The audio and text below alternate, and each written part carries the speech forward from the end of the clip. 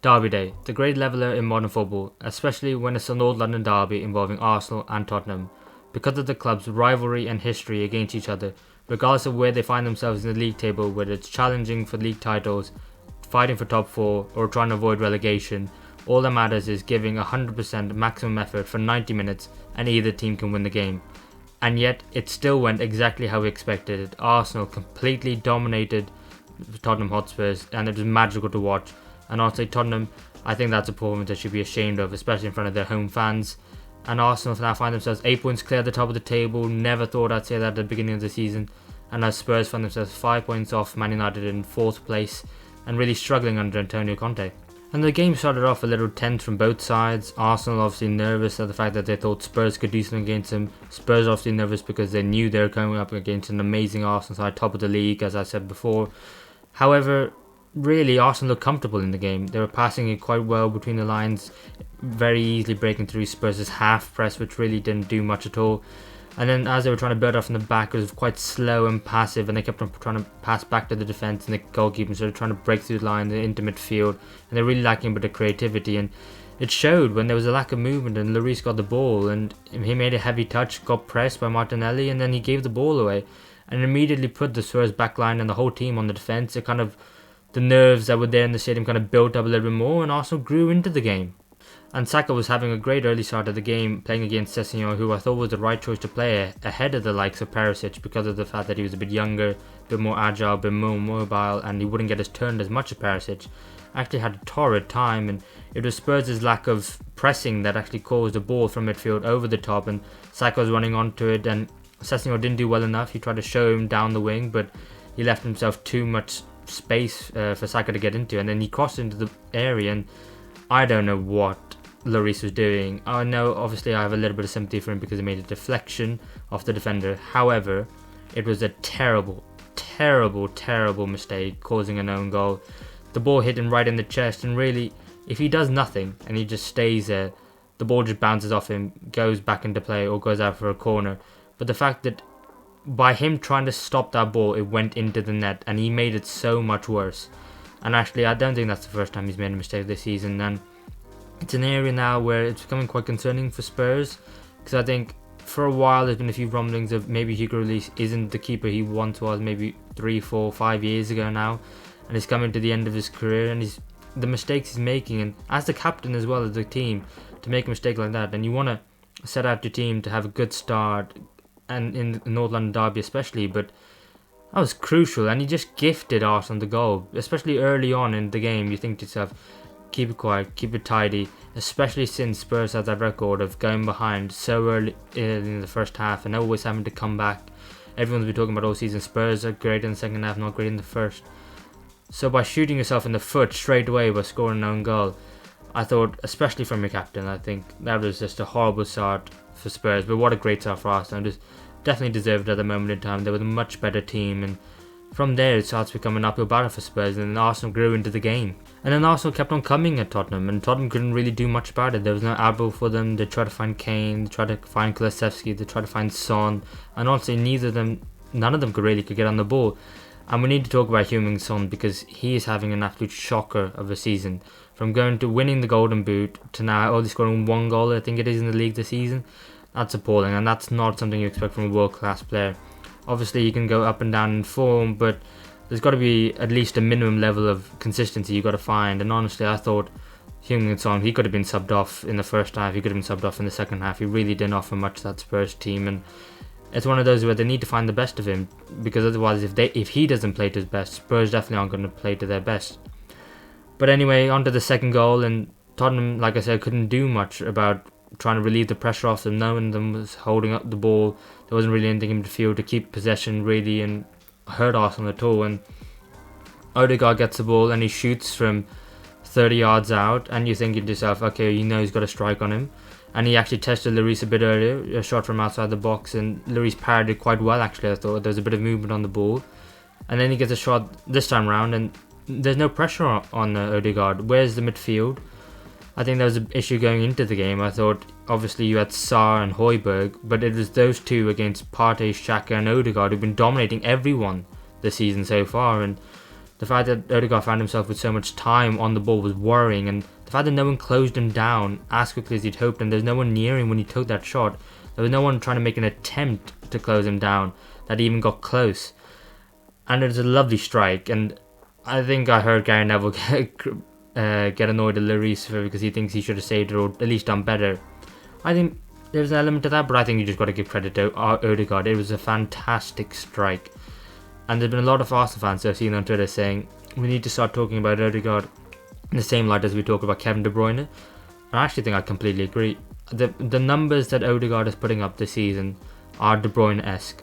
And the fact that not only the goals and assists, the way he's playing, his movement, his dropping of the shoulder, finding space, linking up play. Honestly, it's so amazing to watch, and it's so nice to watch. And you can appreciate him as a fan of any team. You can just watch him and just be like, he is so silky on the ball. He's kind of Ozil-esque, but he maybe puts in a bit more of those hard yards that Arsenal were looking for, that Ozil got the criticism for. And honestly, the captain of the football club is just amazing to watch. And that's actually another point I wanted to bring on. The captain of Arsenal versus the captain of Tottenham, Lloris, they both had contrastingly different games today, because one was electric and world class and the other one was maybe one foot in out of the club really at this point. And as I'm watching this, I'm thinking to myself, why aren't Spurs pressing? Why aren't they attacking? They're at home with their home fans with them. They're not doing anything. There's no passion, no fight. Until I see Højbjerg at the end of the first half decide to press Zinchenko, which I think is the first successful tackle maybe they've made in the entire half. And then he puts in the cross to Kane, and Kane just glances the header. It's a good save by Ramsdale, but you expected him to save it. And you think to yourself, that's what you need. You need more of that. But then it's coming at 2-0 down, and you think to yourself, why are you bothering now when you're already 2-0 down? You're just making it so much harder for yourself. If you just did that from the beginning, maybe you wouldn't be 2-0 down already. And it's a mentality thing when the team constantly goes down. And I know they're great from coming back and getting points from drawing and winning games, but against this Arsenal side, you just thought to yourself, you're leaving yourselves too much to do, and inevitably they did. But they definitely needed more of that in the second half, I thought. And I did think that Conte would make a change at halftime, but he didn't, because I thought Sessegnon was struggling against Saka.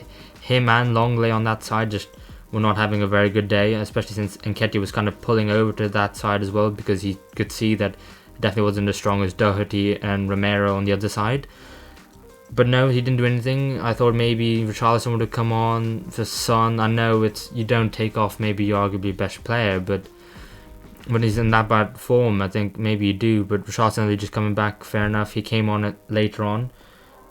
But ultimately, the whole second half was just a big lackluster. They didn't really do much at all, Spurs. I mean, the first 15 minutes, Arsenal were defending quite deep, quite resolutely as well, and Spurs were attacking them. But they created a few good chances. I think Kulusevski had one that went over the bar. You had Kane, who got the ball in from deep and then shot across Ramsdale, and Ramsdale made another amazing save. Sessegnon, who I said maybe arguably should have come off a bit at halftime, he goes running down the left wing, Kane slips him in, and then he shoots and Ramsdale saves it with his foot, and you think, okay, Spurs are getting back into it. But when they don't find that goal within the first 10-15 minutes, Arsenal settle down again, and you think, Conte, where are the subs? Why aren't you making changes? I mean, you have Perisic, you had Richarlison. These are players you can change the game. You have Basuma, if you wanted, because they were constantly losing the midfield battle there, Spurs against Arsenal, with a 3-2, and you think, Basuma, who is a great Premier League player, you signed from Brighton, and you think just surely he would challenge Partey and Xhaka a bit more than Sarr and Højbjerg were at that moment in time. Although I do think the young kid Sarr was doing well. Out of everyone, he was showing a bit more passion than everyone else, but it just wasn't good enough. And really, I think the bottom line of the whole game was Spurs aren't good enough to play on the same pitch as Arsenal. They just weren't. I mean, the difference between the two teams is incredible, especially considering where they were last season. I remember the end of last season, the North London derby comes around, and you're thinking, are Arsenal going to bottle top 4? Are Spurs going to come back into the fold under Conte as the new manager? And then you have the game now, and you just think to yourself, who's the manager who's won Serie A, who's got 100 points in the league season, who's won the title in the Premier League with Chelsea. And it doesn't look like it's Conte, which is mental to say, because obviously he has these ups and downs and disagreements with the board about money and finances. But the fact that, like, it's not even the fact that Arsenal just won, it's the manner in which they won, which is so impressive. The style of football, the domination they had over Spurs, the lack of control that Spurs had in the entire game, and all the subs that Conte made were too late. They were too passive, I thought. I mean, why are you bringing Richarlison on after 70 minutes? Why aren't you bringing him on after 60 at half time? I mean, the defenders that Spurs, they play three at the back with wing backs, but really, if they when they defend, they play with the five at the back, and those five defenders still aren't good enough, including the goalkeeper. All six of them aren't good enough, and the midfield isn't good enough. I mean, Højbjerg and Sarr, which outnumbered today. I mean, it'd be interesting to see if they had 3 against 3, what would have happened, but it's so negative, and I know that's how Conte plays and that's what he likes, but I'm kind of lost for words, because it's so bad. And they definitely lack creativity, because they play with the 3 centre backs, and then all of a sudden you're looking for a forward pass and you can't find it. Where's the creativity in their team? With Arsenal, it's clear the patterns of play, and you find Odegaard and he creates something. You pass it out wide and there's an overlap, or the winger decides to cut in. You are Liverpool, who aren't doing great at the moment, but you know their creativity is coming from the fullbacks of Robertson and Trent. You play Man United and you know the creativity comes from Bruno Fernandes in the middle, Eriksen, the wide players in Rashford and Antony. Man City, it seems like every single player is a creative player in Man City. And Tottenham, it's just, I don't know how they go about breaking a team down, how they go about defending, and how they go about winning a game of football. And if I was a Spurs fan, that would be what I'm most worried about. I can't see the identity of the team and how they play. I can't say, okay, this is what we do and this is how we play, this is how we defend, this is how we attack. It seems more get the ball to Kane, Son, Kulusevski, and let's try and do something. Because ultimately, it's only really Kane who could create something. Maybe Perisic, but like he wasn't even playing, and there's no creativity in that team. But I think, like, credit to Arsenal, because they made Spurs look so average. Spurs are an average team, but Arsenal made them look so unbelievably average. And the fact that this transformation has been going under the radar for so long, and even I didn't think Arsenal were going to be first where they are this season. I don't think anyone really did, and I think I predicted them to finish 5th, and how wrong was I? Mikel Arteta is doing an amazing job at Arsenal, and honestly, he's definitely not a world-class manager, and the team definitely aren't world-class players.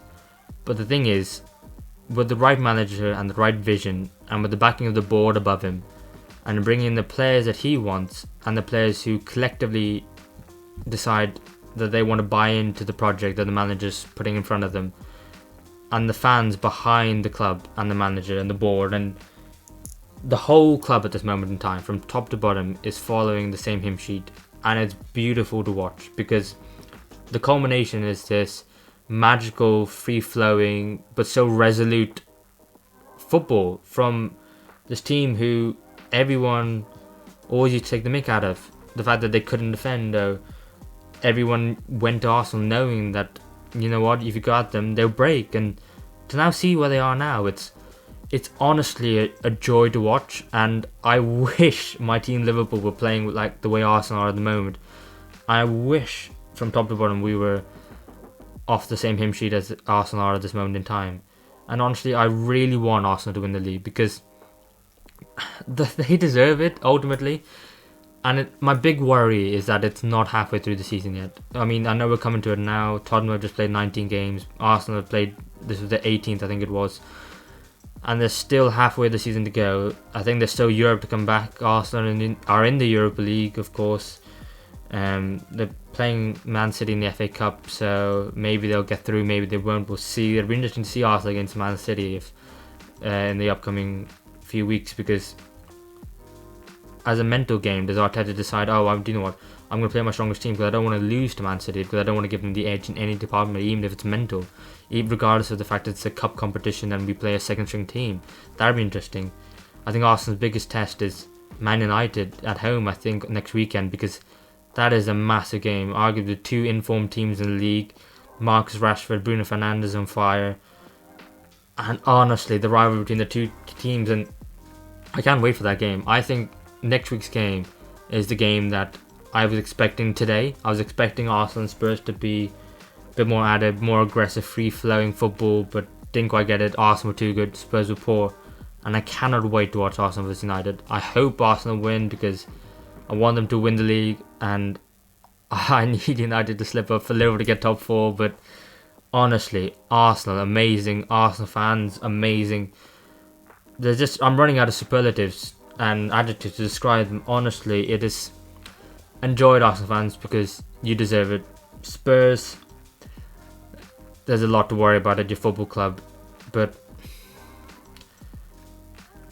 it must hurt, especially knowing that the team of the top league is your rivals, and I think that's what makes it much, much worse.